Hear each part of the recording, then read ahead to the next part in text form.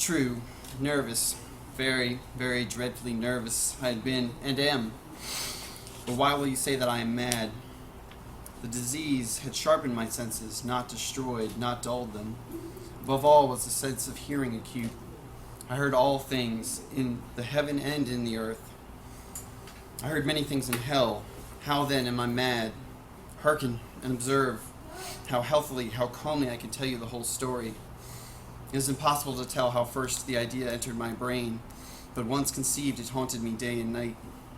Object there was none, passion there was none. I loved the old man. He had never wronged me. He had never given me insult.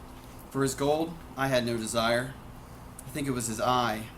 Yes, it was this. One of his eyes resembled that of a vulture, a pale blue eye, with a film over it. Whenever it fell upon me, my blood ran cold, and so by degrees, very gradually, I made up my mind to take the life of the old man, and thus rid myself of the eye forever. Now this is the point. You fancy me mad. Madmen know nothing. But you should have seen me. You should have seen how wisely I proceeded, with what caution, with what foresight, with what dissimulation I went to work. I was never kinder to the old man than during that whole week before I killed him. And every night, about midnight, I turned the latch of his door and opened it, oh, so gently. And then, when I had made an opening sufficient for my head, I put in a dark lantern, all closed, so that no light shone out. And then I thrust in my head. Oh, you would have laughed to see how cunningly I thrust it in. I moved it slowly, very, very slowly, so that I might not disturb the old man's sleep. It took me an hour to place my whole head within the opening so far that I could see him as he lay upon his bed. Ha! Would a madman have been so wise as this? And then, when my head was well in the room, I undid the lantern cautiously. Oh, so cautiously. Cautiously, for the hinges creaked. I undid it just so much that a single thin ray fell upon the vulture eye. And I did this for 7 long nights, every night just at midnight. But I found the eye always closed, and so it was impossible to do the work. For it was not the old man who vexed me, but his evil eye. And every morning when the day broke, I went boldly into the chamber and spoke courageously to him, calling him by name in a hearty tone and inquiring how he had passed the night. So you see, he would never have been a very profound old man, indeed to suspect that every night, just at 12, I looked in upon him while he slept. Upon the 8th night, I was more than usually cautious in opening the door. I watched his minute's hand move more quickly than did mine. Never before that night had I felt the extent of my own powers, of my own sagacity. I could scarcely contain my feelings of triumph, to think that there I was, opening the door little by little, and he not even to dream of my secret deeds or thoughts. I fairly chuckled at the idea, and perhaps he heard me, for he moved on the bed suddenly as if startled. Now you may think that I drew back, but no. His room was as black as pitch with the thick darkness, for the shutters were closed fastened through the fear of robbers, and so I knew that I could not see the opening from the door, and I kept pushing in on, steadily. I had my head in, and was about to open the lantern when my thumb slipped upon the tin fastening, and the old man sprang up in bed, crying out, "Who's there?" I kept quite still and said nothing. For a whole hour I did not move a muscle, and in the meantime I did not hear him lie down. He was still sitting up in the bed listening, just as I have done, night after night, hearkening to the death watches in the wall. Presently I heard a slight groan, and I knew it was the groan of mortal terror. It was not a groan of pain or grief, oh no. It was a low, stifled sound that arises from the bottom of the soul when overcharged with awe. I knew the sound well. Many a night, just at midnight, when all the world slept, it has welled up from within my own bosom, deepening with its dreadful echo the terrors that distracted me. I say I knew it well. I knew what the old man felt and pitied him, although I chuckled at heart. I knew that he had been lying awake ever since the first slight noise when he had turned in the bed. His fears had been ever since growing upon him. He had been trying to fancy them causeless, but could not. He had been saying to himself, "It's nothing but the wind in the chimney.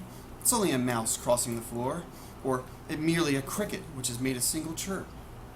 Yes, he had been trying to comfort himself with these suppositions, but he had found all in vain. All in vain because death is approaching him. had stalked with his black shadow before him and enveloped the victim. And it was the mournful influence of unperceived shadow that caused him to feel, although he never saw or heard, to feel the presence of my head within the room.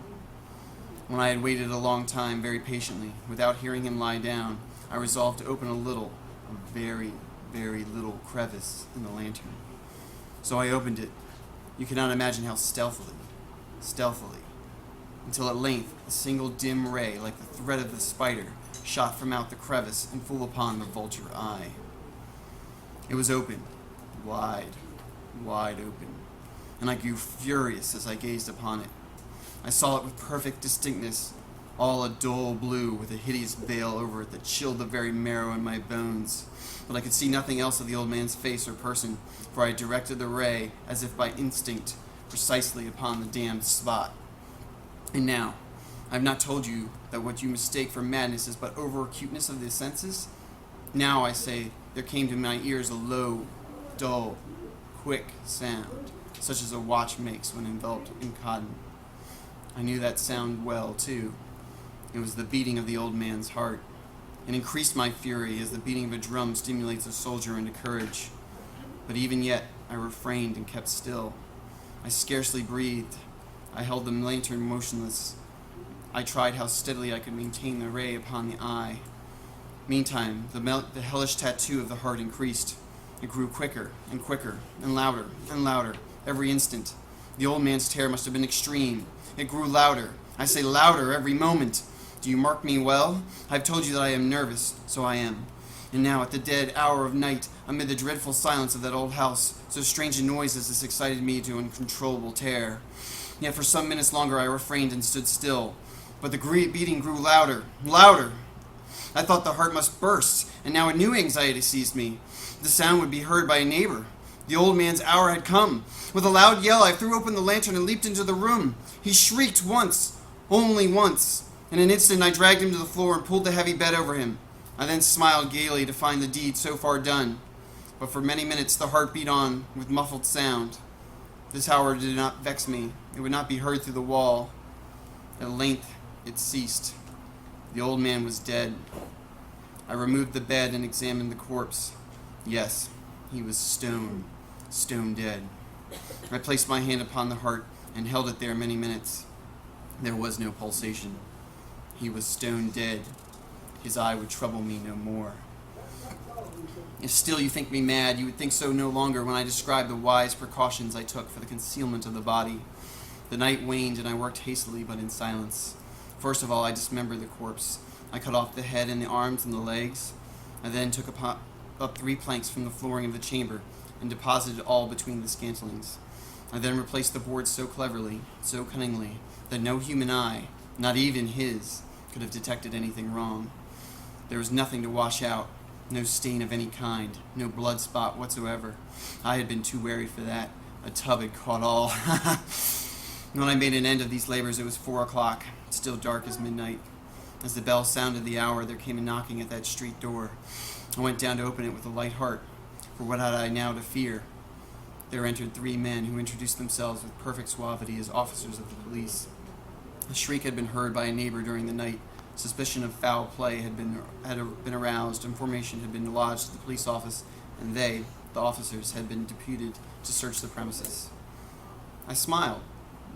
For what had I to fear? I bade the gentleman welcome.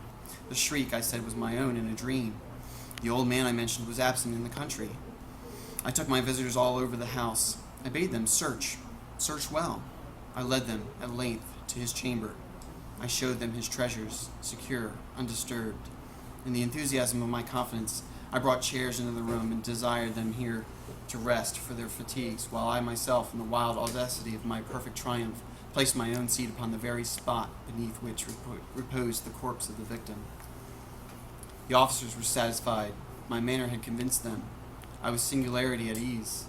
They sat, and while I answered cheerily, they chatted familiar things, but ere long, I felt myself getting pale and wished them gone. My head ached. I fancied a ringing in my ears, but still they sat and still chatted. The ringing became more distinct. It continued and became more distinct. I talked more freely to get rid of the feeling, but it continued and gained definiteness until at length I found that the noise was not within my ears. No doubt I now grew very pale, but I talked more fluently and with a heightened voice. Yet the sound increased, and what could I do? It was a low, dull, quick sound, much such a sound as a watch makes when enveloped in cotton. I gasped for breath, and yet the officers heard it not. I talked more quickly, more vehemently, but the noise steadily increased. Why would they not be gone? I paced the floor to and fro with heavy strides, as if excited to fury by the observation of the men, but the noise steadily increased. Oh God, what could I do? I foamed, I raved, I swore. I swung the chair upon which I had been sitting and grated it upon the boards, but the noise arose over all and continually increased. It grew louder, louder, louder, and still the men chatted pleasantly and smiled. Was it possible they heard not? Almighty God, no, they heard. They suspected. They knew. They were making a mockery of my horror. This I thought, and this I think, but anything was better than this agony. Anything was more tolerable than this derision. I could bear those hypocritical smiles no longer. I felt that I must scream or die. And now again, hark, louder, louder, louder! Villains, I shrieked. Dissemble no more. I admit the deed. Tear up the planks. Here it is, the beating of his hideous heart!